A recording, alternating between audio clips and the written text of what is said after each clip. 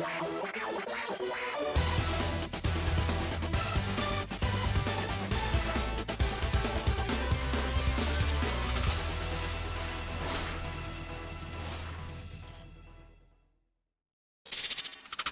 everyone, how are you doing? This is MD Tech here with another quick tutorial.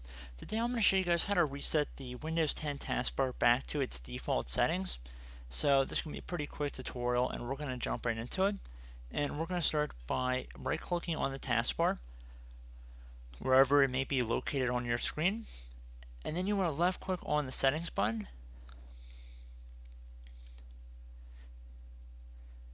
You want to make sure lock the taskbar is turned on. So just toggle these to the on or off position just by clicking inside the oval one time.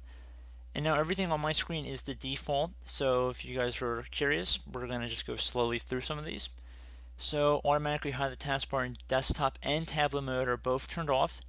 Small taskbar buttons is turned off as well. Peek is turned off. Show badges on taskbar buttons, I have that on.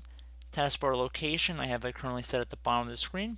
And for combined taskbar buttons, I have it set to always, hide labels. And you can see what happens if you turn that off. So pretty straightforward. And then you can just close out of the settings window when you're done.